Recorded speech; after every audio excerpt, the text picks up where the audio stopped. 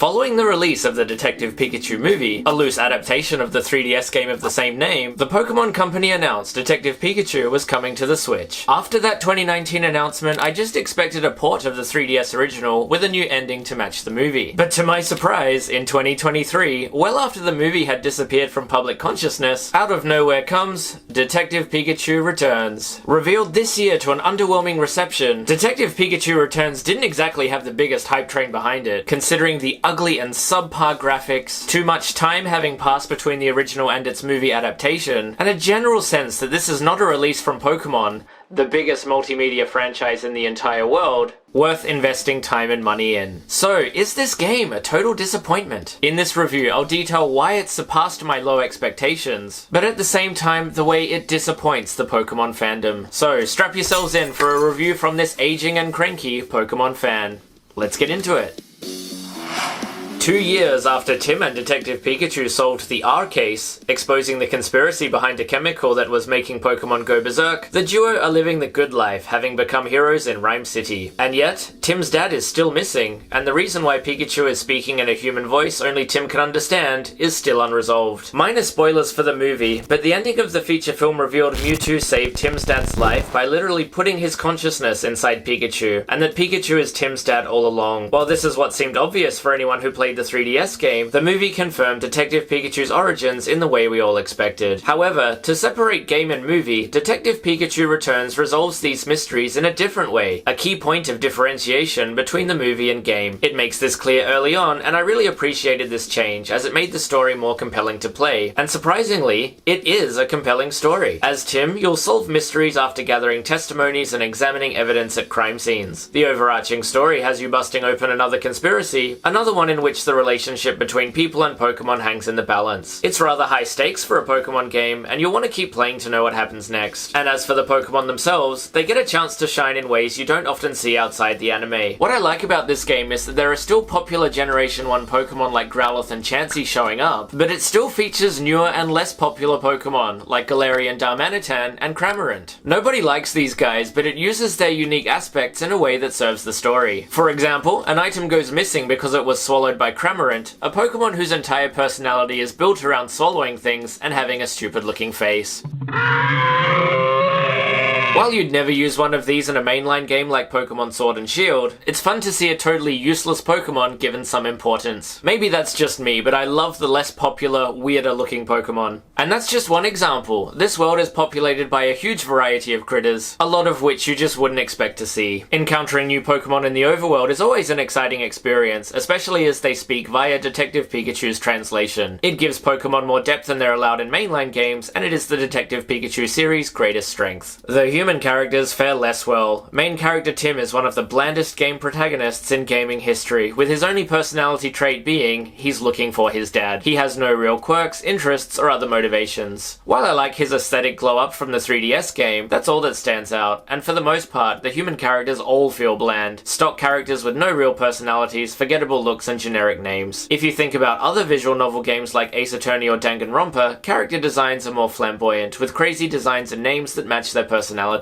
Even in mainline Pokemon games, you get characters like gym leaders who are given distinctive looks and personalities to highlight their importance. In Detective Pikachu Returns, you get a main character who looks like this, whose name is a very generic Rachel Myers. It makes them forgettable, especially in contrast to their livelier Pokemon counterparts. Their voice actors do all the heavy lifting, working hard to elevate some of the blandest characters in gaming history. On that note, the voice acting is surprisingly top-notch. A welcome surprise for a game franchise that is usually silent on the vocal front. One of my biggest gripes with Pokemon Scarlet and Violet was the lack of voice acting, so the mainline series could learn a thing or two from Detective Pikachu. Bit of a tangent, but I was surprised to hear some of my favorite YouTubers, ProZD and Yongye, voicing major characters in this game. What an amazing world we live in, where regular people with cameras and microphones can broadcast themselves on the internet and work their way up to voicing characters in the biggest game series of all time. Anyway, while the story for the most part is good, it is let down at every turn by this game's worst point: graphics. This is an ugly and bland looking game. The team is clearly working off the same engine as the 3DS game, which does not translate to a more powerful home console. What you're left with is Wii quality graphics on a system that can run more sophisticated titles like Tears of the Kingdom and Monster Hunter Rise. When human characters are in close-up, they look a bit cursed. Coupled with their generic designs, they're a bit unsettling, don't you think?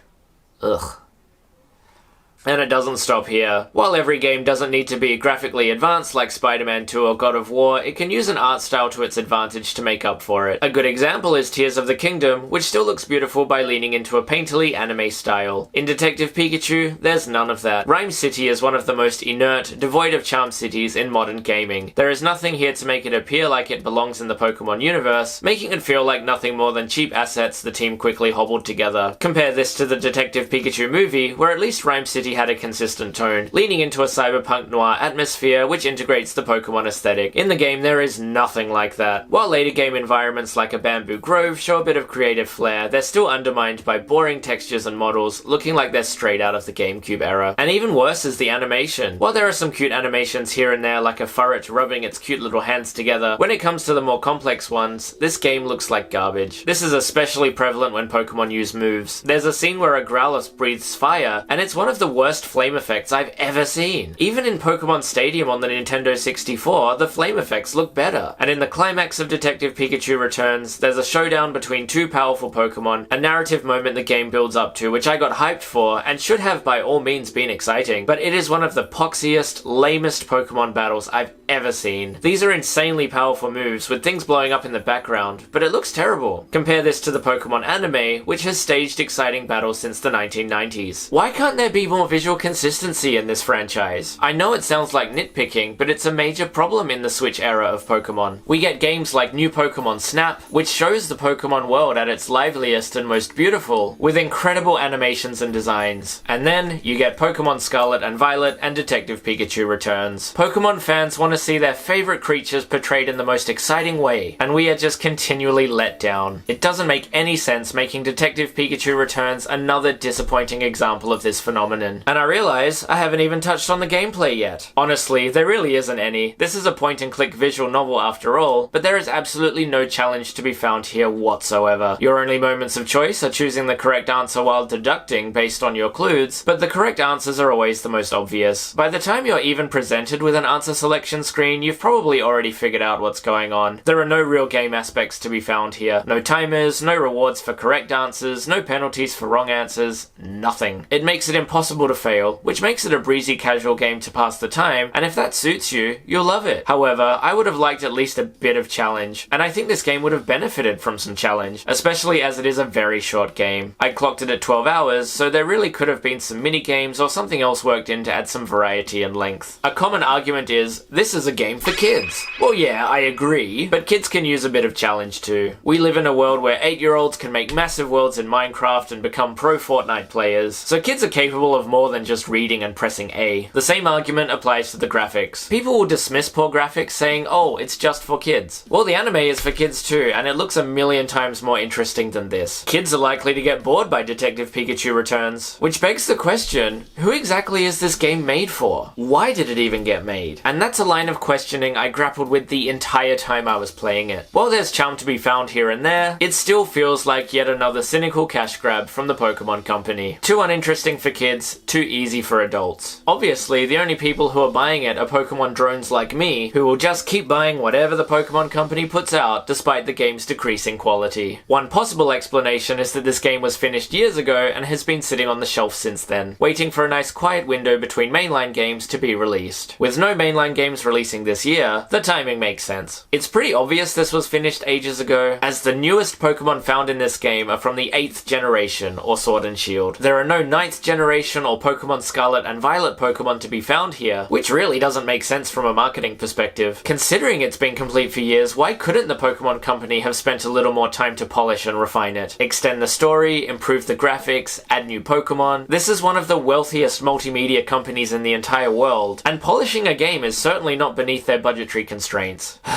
And this is a full-priced game, priced the same as a mainline game. The Pokemon Company can't keep getting away with this, but they always will. At least when I sell the Growlithe card this game came with in a few years, it'll pay for itself. But if you missed out on a pre-order bonus card, perhaps wait a bit and see if you can get it used or on sale. To conclude, Detective Pikachu Returns is a fun follow-up to the 3DS original, with charming Pokemon and an engaging and surprising story. It's let down by lazy graphics, forgettable human characters, no challenge whatsoever, and its overall short length. While a visual novel Pokemon game is a great concept, Pokemon fans still deserve better than this subpar release. So, have you played Detective Pikachu Returns? What did you think? Do you think Pokemon games deserve better graphics? Whatever you thought, let me know in the comments down below. And thanks for watching to the end. For more game reviews, please subscribe to this channel. I'll see you back here soon for my reviews of Super Mario Bros. Wonder and Sonic Superstars. Until then.